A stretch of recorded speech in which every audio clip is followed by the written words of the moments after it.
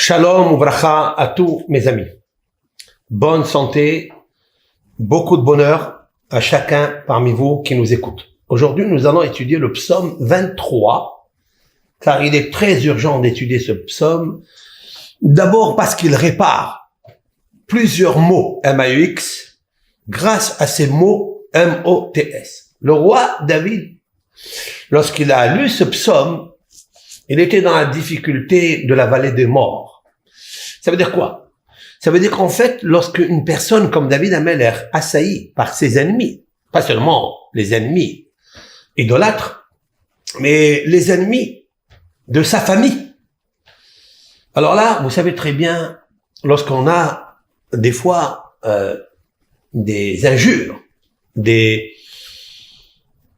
vexations, des humiliations, le cœur se referme. Le cœur se referme et il devient faible et complètement il s'effondre. Et qu'est-ce qui se passe? La conséquence de ça, c'est que le cœur devient haineux. Le cœur perd la compassion, la pitié, la miséricorde. En hébreu, on appelle ça rahamim. Ce qui nous manque aujourd'hui dans notre génération, que ce soit le père de famille, la mère de famille, les enfants, c'est de ramener le cœur des parents aux enfants et le cœur des enfants aux parents. Comme il est marqué dans Malachi, 48e prophète, à la fin de son livre. Il dit, je vais vous envoyer, dit Dieu, l'Éternel, unique, créateur du monde. Je vais vous envoyer le prophète Élie pour annoncer la venue du Mashiach, du Messie. Mais il donne une condition. Il va venir faire quoi en fait?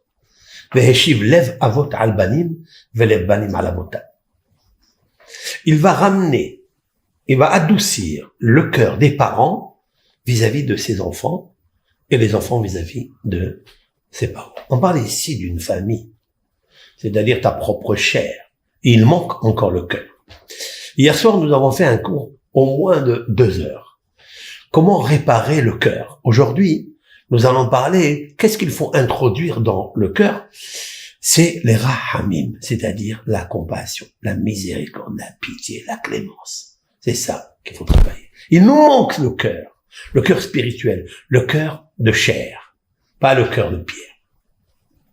Alors, lorsque j'ai lu ce matin le psaume 23, qui n'a rien à voir avec la miséricorde, avec la compassion, mais en fait le fruit qui m'est sorti, c'est-à-dire la recette, la ségoula, l'astuce, la combine qui est sortie de ce psaume, c'est rahamim, c'est-à-dire la pitié. Vous vous trouvez dans un moment où tout le monde est contre toi. Il dit d'ailleurs le roi David, je vais l'expliquer, nous l'avons déjà plusieurs fois rappelé, psaume 23. Mismor le David Adonai Ro'i lo Ehsar. Cantique de David, Hachem, c'est-à-dire la miséricorde, Yud Kevavke. Il dit pas Elohim. Yud Kevavke, la miséricorde. Ro'i lo Ehsar, c'est mon berger, je ne manquerai de rien. Si l'Éternel est mon berger, ça veut dire quoi? Ça veut dire que je sens qu'il est mon berger. Quel est l'organe des sentiments, des émotions? Quel est l'organe qui déclenche l'amour? Une amour active, bien sûr. Le respect, c'est le cœur. Et donc, ce qu'il cherche, c'est éveiller en lui cette clémence que Dieu a vers l'homme, vers lui. Et il dit une phrase terrible, forte. Il sort de son cœur, l'Éternel est mon berger. Ça veut dire que le seul qui peut solutionner ses problèmes, le seul qui peut le sécuriser, qui peut mettre une barrière, j'allais dire même un bouclier face aux émotions qui émanent, qui émergent du cœur, qui des fois sont très faibles. Et il faut toujours un effort, un grand effort pour pardonner aux autres. Mais pour cela, il faut remplacer cette haine par les rahamim, par la pitié. Alors il dit, mais toi, Hachem, tu es mon berger, c'est-à-dire tu me conduis, tel un berger conduit des moutons. Bin odesh yarbitseni, Je sais que l'Éternel, c'est ce qu'il dit dans des prairies vertes, Yarbitseni, il me fait camper. Al-Memenochot et Nahaleni, il me conduit au bord d'eau paisible. Ça veut dire, il est en train d'attirer sur lui le Hesed de Hachem. Ah,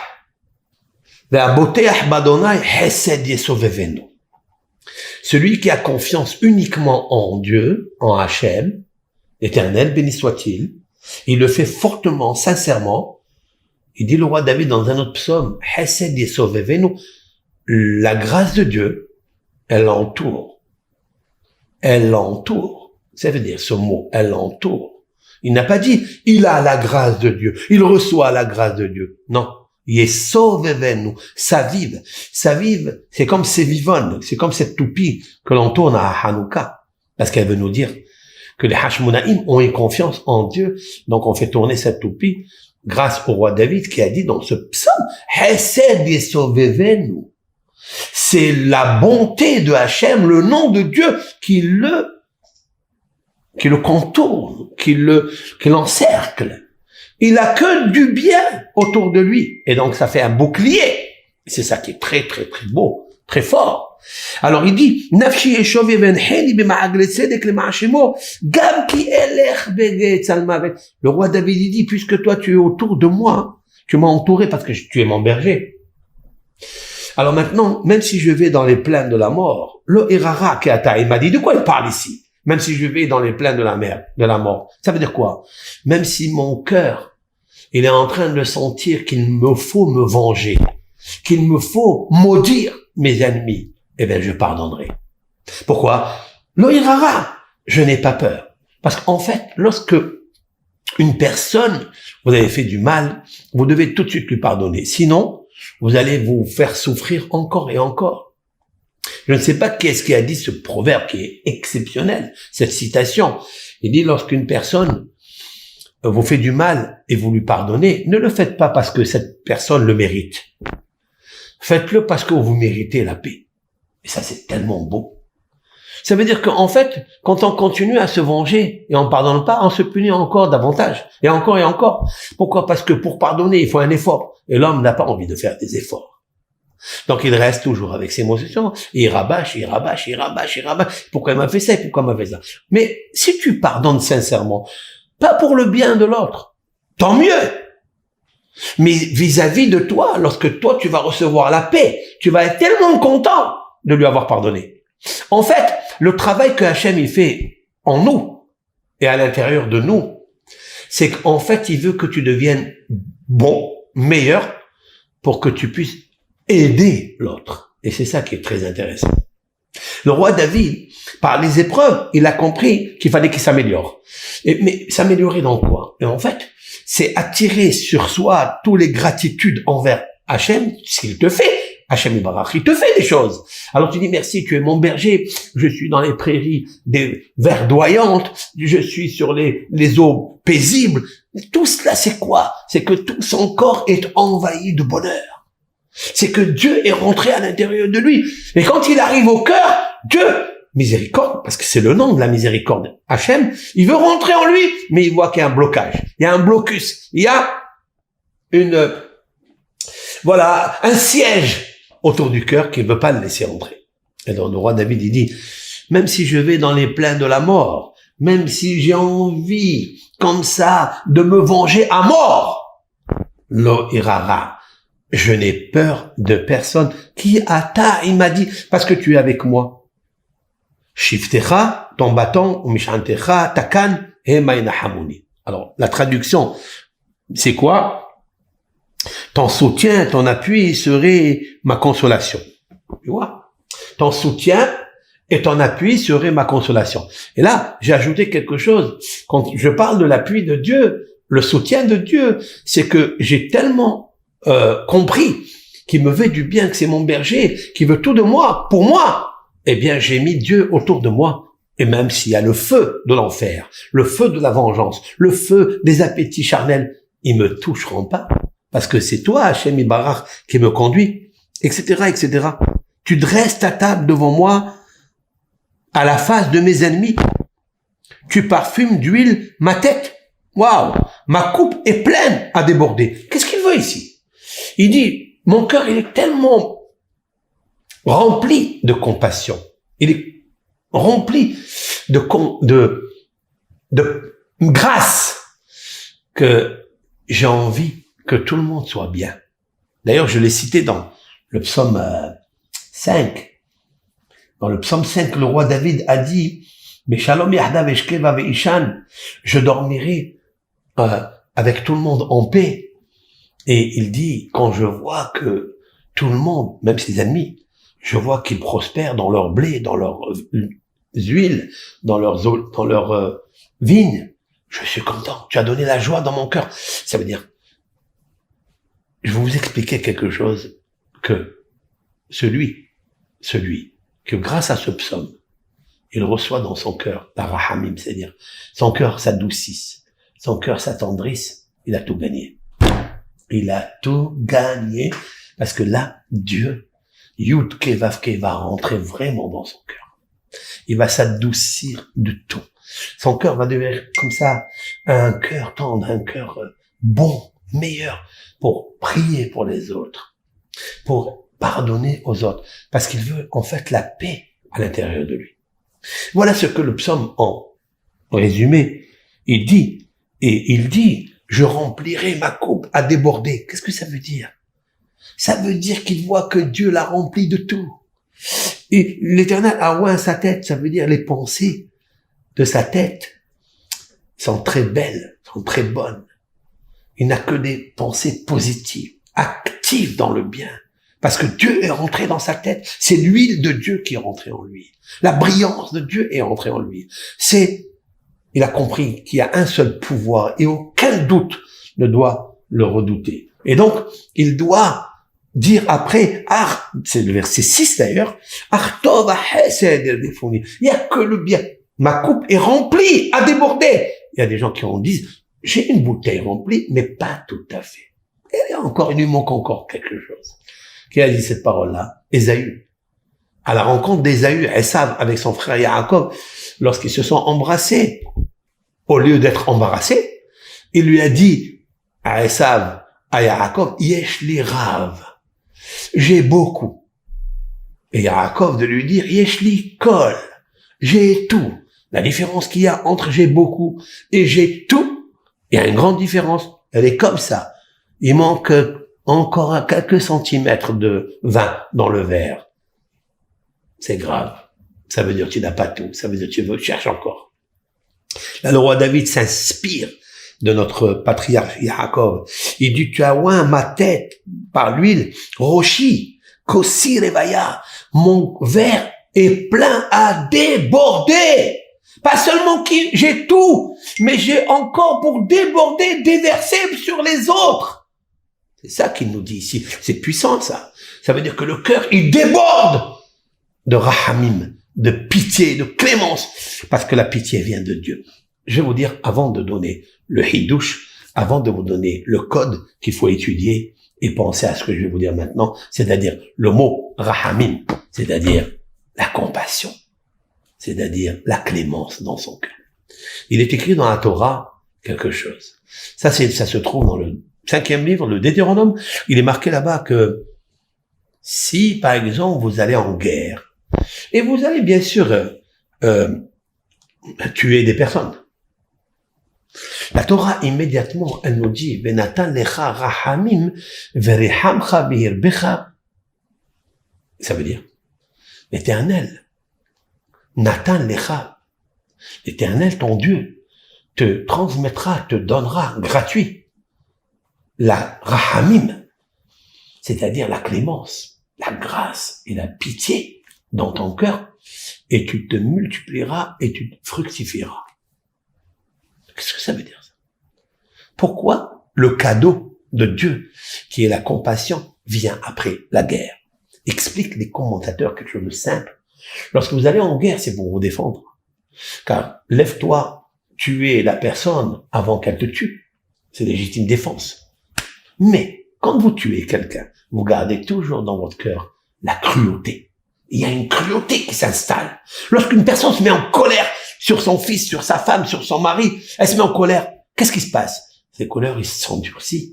Le cœur s'endurcit. Il y a une cruauté qui s'installe là-bas. Comment réparer cette cruauté qui s'est installée par légitime défense? Dieu, il te dit, tu ne pourras pas. Tu ne pourras jamais. Ton cœur, maintenant, il est devenu un cœur de fer, un cœur de glaive, un cœur qui a versé du sang. Même si c'est pour te protéger, pour sauver ta vie. Mais ton cœur, c'est ton cœur. Il est naturel. Ton cœur ressent les choses. Alors, tu ne pourras pas l'enlever. Je viendrai, je te donnerai. C'est moi qui donne tout, dit Dieu. C'est moi qui t'ai dit de sauver ta vie. C'est moi qui t'ai dit de tuer l'autre, qui est ma créature. Donc c'est vrai que ça va s'installer, de facto, une cruauté dans ton cœur. Comment je fais? Comment je vais prier après? Comment je vais dire merci? Comment je vais aimer mes enfants? Comment je vais aimer mon conjoint? La réponse. Venatan lecha rahamim. Dieu, il te fera Natan matana, un cadeau. Il te donnera un cadeau, la pitié. C'est la seule qui peut réparer ton cœur. C'est vrai. Lorsque je lis ce psaume, j'obtiens rahamim. Je vais vous dire le code alphanumérique qui est magnifique dans ce psaume. Lorsque je prends le verset 4, j'y suis, je suis dans le psaume 23, verset 4. Qu'est-ce qu'il dit le roi David? Gam ki el erbege tzalmavet, même si je vais dans les plaines de la mort, vous rentrez dans les plaines de la mort, vous êtes troublé. Lo ira, je n'ai pas peur. Il y a le resh. Il y a la lettre resh, je vais vous la marquer ici, comme ça, vous la voyez tranquillement. J'ai pas mon technicien à côté de moi, mais je vais vous la faire. Alors, dans le mot ira, voilà, je vais vous la marquer en grand. Voilà. Le ira. Ira, je n'ai pas peur, car tu es avec moi. Ira, vous avez le resh ici. Ok, le resh. Le ira, il m'a dit, parce que tu es avec moi. Shiftecha, ton appui, ton soutien, c'est eux qui me consolent. Ok. Maintenant, verset 5. Je vais compter 29 lettres. L'Éternel, tu es tellement mon berger. Tu m'as mis dans des prairies verdoyantes, devant les eaux paisibles et plausibles, alors que j'ai pas l'implosion. S'il te plaît, l'Éternel, c'est toi qui va fixer, qui va dresser la table. Shulhan, la table. C'est quoi la table? La table, c'est là où tout homme attend ce moment extraordinaire, surtout Rosh Chodesh Adar. Ce soir, nous allons commencer Rosh Chodesh Adar. Le premier Rosh Chodesh, parce que c'est une année embolismique, où il y a 2 Adar.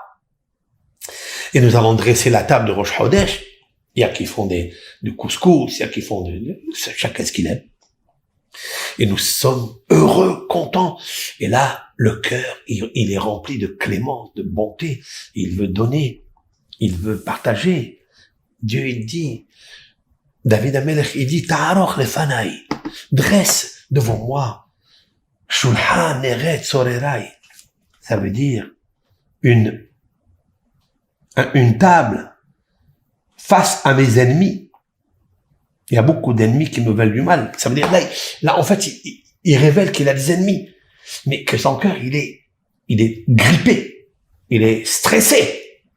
Il peut être cruel. Dit Shanta Bashem en Roshi Kuselvaya. Qu'est-ce qu'il dit le roi David? Non. Même si c'est contre mes ennemis, face à mes ennemis, mais reste toujours avec ton huile qui va oindre ma tête et que le verre de vin est rempli à déborder. Et ça veut dire quoi? Que mon cœur soit rahamim, qu'il ait la pitié. Et là, le mot Bashemen, c'est extraordinaire. Bashemen, je vais vous le marquer, vous avez un grand mème. Voilà. Bashemen, oint ma tête avec l'huile, le même. Le même. Après, vous comptez encore dans le Pasuk Vav, Ça veut dire que l'Éternel, il n'y a que la grâce et la bonté qui vont me suivre, tout le restant de ma vie. Je reprends le texte. Nous avons trouvé dans le mot ira, je n'ai pas peur, resh. Nous avons trouvé dans le mot yenahamuni, donc 29 lettres après, ce qui me consoleront, le het. Nous avons trouvé 29 seaux. Après, bashemen, l'huile. Même. 29 lettres de seaux. Après, yud. Ça veut dire que la grâce va me poursuivre. Yud.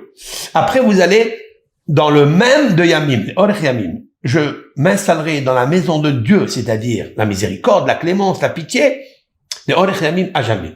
Voilà, j'ai constitué ici 5 sceaux. Le Resh, le Het, le Mem, le Yud et le Mem. Rahamim. Vous avez vu? Rahamim, c'est la pitié. Autrement dit que le roi David est en train de réveiller la guérison du cœur, la réparation de son cœur, pour éviter la cruauté vis-à-vis de ses ennemis, ceux qui lui veulent du mal. Alors en fait, pardonner. Et pour pardonner, c'est pas que je cherche seulement la paix, non. Je cherche à avoir la clémence, la pitié, la compassion. Et ça, c'est la plus grande bénédiction. Dieu te donnera la pitié. Aujourd'hui, qu'est-ce qui nous manque aujourd'hui? Il nous manque le cœur. Le cœur, pour le réparer, il faut prier à Hachem. L'Éternel, s'il te plaît, donne-moi la compassion. Si vous arrivez à ça, tout sera réparé. Tout dans le couple. C'est vrai, il y a beaucoup de shiurim, beaucoup de suivi dans les couples, etc., par des médecins ou par des rabbanim. C'est très très bien. Mais il y a une seule chose que je pense, moi, qui est le moteur de la guérison des disputes dans le couple. C'est d'avoir la compassion, la pitié. Si tu as la pitié, c'est pas parce que l'autre il t'a fait pitié, non, parce que les rahamim, c'est-à-dire la bonté de la compassion, c'est l'essence même de Dieu. Tu veux être à l'image de Dieu pour avoir Dieu en toi, qu'il soit ton berger, que tu viens à une table remplie de bonheur, que ton verre, cœur de vin, cœur de bœuf, il soit débordé. Il faut que tu saches. Rahami. Hachem, donne-moi Rahami. Tous les lundis, tous les jeudis, dans nos prières, nous prions à Hachem. El Melech Yoshev al Kiseh Rahamim. Umitnaeg Bahasina. Dieu, il est assis sur son trône de la miséricorde. Et il se conduit avec miséricorde avec nous. Bien que nous lui avons dit, nous avons cessé de fauter, nous nous sommes entêtés de continuer à piétiner sur son honneur. Et quand même Dieu, il te pardonne. Et nous révisons ça. Et tout le jour de Kippour, nous allons répéter 26 fois entre le soir, pendant les 5 prières, 26 fois le nom de Dieu, Rahamim. Ce passage-là, El Melech Yoshev al Kiseh Rahamim. El Melech Yoshev al Kiseh Rahamim, ça veut dire Dieu. Et le Dieu de bonté, il est installé sur le siège de la compassion. Très, très, très important. Aujourd'hui, on l'a lu au moins 3 fois. Umitnahek Bahasidut. La suite. Je vais vous le faire celui-là parce qu'il est très beau celui-là. C'est la suite de ce cours. El Melech Yoshev al Kiseh Rahamim. El, c'est pas Elohim, attention, c'est la miséricorde. Hesed El Kolayom. Comme dit le roi David dans le psaume, que l'Éternel, il me poursuit par cet ennemi, mais je sais que quand je suis dans la journée, tu es avec moi parce que tu es miséricorde. Comme le jour, comme le soleil. Le soleil est miséricorde. C'est lui qui a la fonction de donner la chaleur, de faire monter la sève, de faire donner des fruits, bourgeonnement, etc. C'est lui qui réchauffe. C'est marqué dans un des prophéties, c'est marqué Shemesh Marpa Bichnafeha, que le soleil guérit par ses rayons. Ça veut dire que tu peux t'installer comme ça devant le soleil, il te guérit. Comment il guérit par ses rayons? Oui, parce qu'il est miséricorde, parce qu'il est rahamim. Et Dieu, il pardonne, il se conduit avec nous, bahasidout, avec piété. Mohel avonot ammo, il pardonne les fautes de son peuple. Ma'avi rishon, il fait passer l'un l'autre, ça veut dire, il regarde pas. Il fait passer. Tu as demandé pardon, allez. Marbe mehila al-hataim, il multiplie le pardon et l'effacement des fautes aux fauteurs. Usliha al-pushim, il peut même lessiver, nettoyer le péché gravissime de ceux qui font avec préméditation, s'ils font teshuva. Oh, c'est d'accord, il me colle basar verouah. Et là, c'est beau, là. L'Éternel, il fait de la charité avec toute chair, tout homme, toute créature qui a une chair, un corps, verouah, un esprit, un souffle. L'okera atam lahem gobel. L'Éternel ne se conduit pas selon leur mal. Et là, on peut pas dire que Dieu, il pardonne à ses créatures pour être en paix. Il est la paix. Non. Mais parce qu'il est rahamim. Il est rahamim.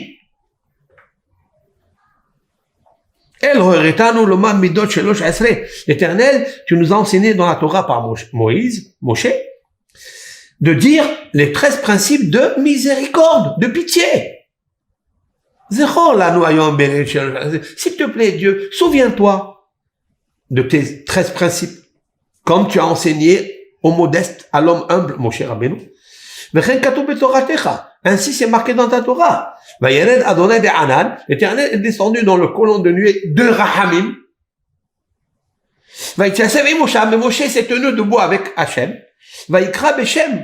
Et il a appelé. Moshe a appelé Beshem. Amonai, l'Éternel, miséricorde.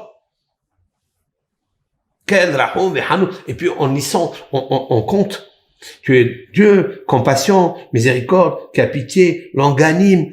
Tu es multitude de grâce et de bonté. Tu es vérité. Tu crées la charité pour les générations. Tu supportes le péché. Et le péché par inadvertance et même par préméditation. Et tu es quelqu'un qui efface tout quand la personne est fait teshuva. Quand est-ce que la personne est fait teshuva? S'il a le cœur dur, il ne va pas faire teshuva. S'il a le cœur insensible, il va faire, mais c'est misafa velahu, ça veut dire de la bouche vers l'extérieur. Mais ici, ça marche pas. La preuve, il va récidiver. À quel moment? C'est quand il aura pitié. Devant qui, pour qui doit être pitié? Pour lui. Et pitié pour toi, mon fils.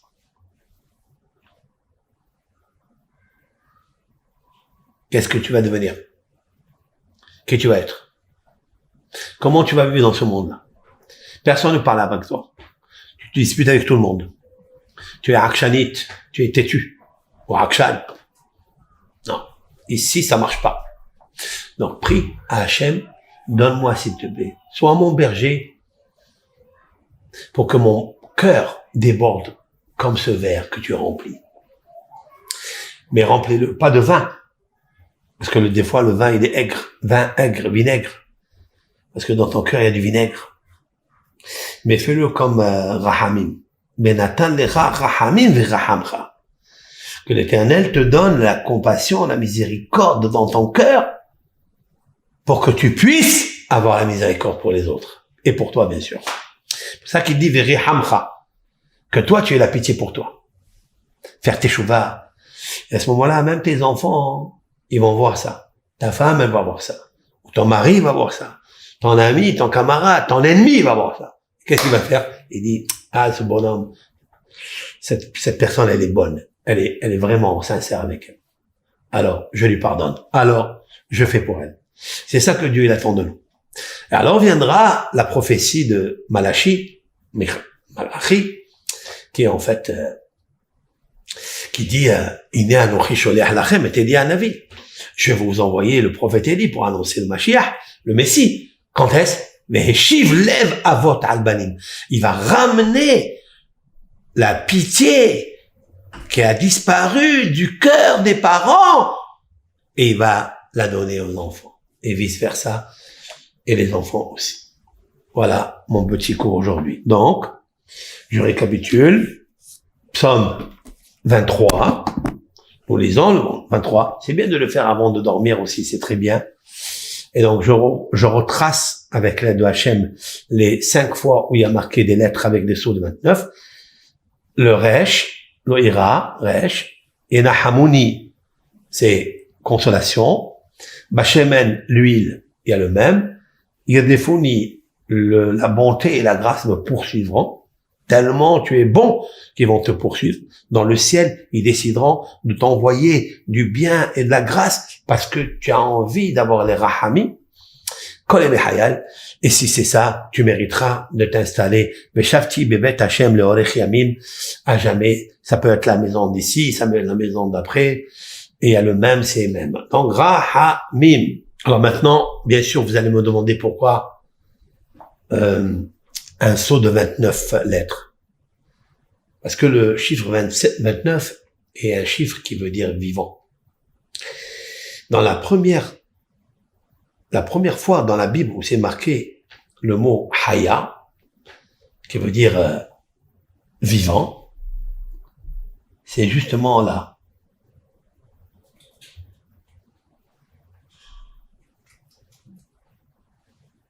Nefesh haya ou shemo. L'homme est né avec une âme qui s'appelle vivante. Et dans son nom, il est vivant. Si quelqu'un, il étudie ce psaume 23 avec la formule pour obtenir Rahamim, c'est un cœur qui est vivant. C'est pas un cœur qui est mort. Voilà. Il a un nefesh haya. Il a une âme vivace.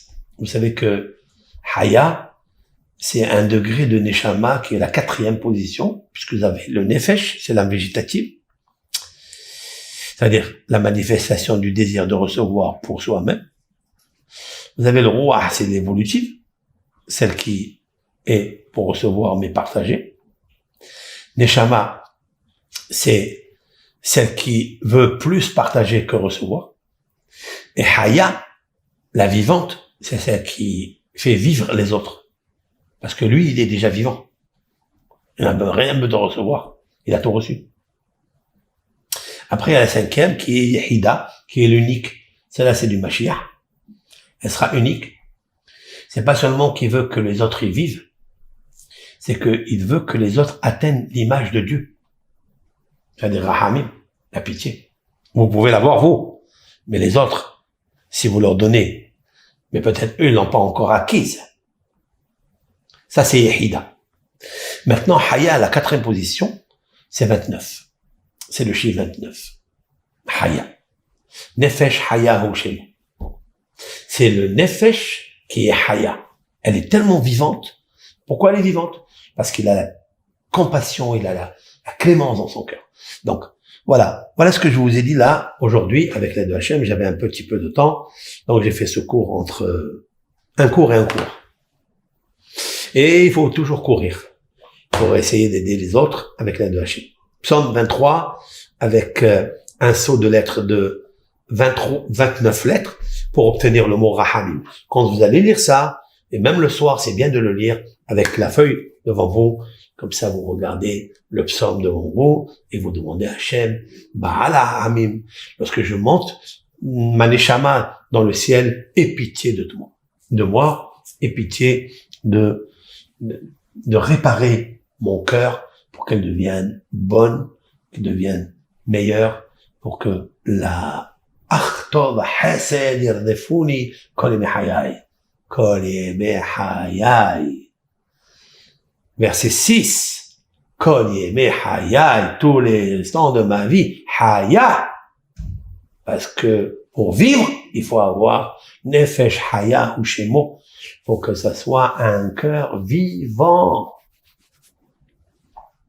Je vous le souhaite en tous les cas, avec l'aide de Hachem, et qu'il vient, Mashiach Tzidkenu, et que il fait vivre un petit peu le monde entier, le guérit de son cœur, pour que s'accomplisse Veheshiv Lev Avot Al Banim, Velev Banim Al Avotam.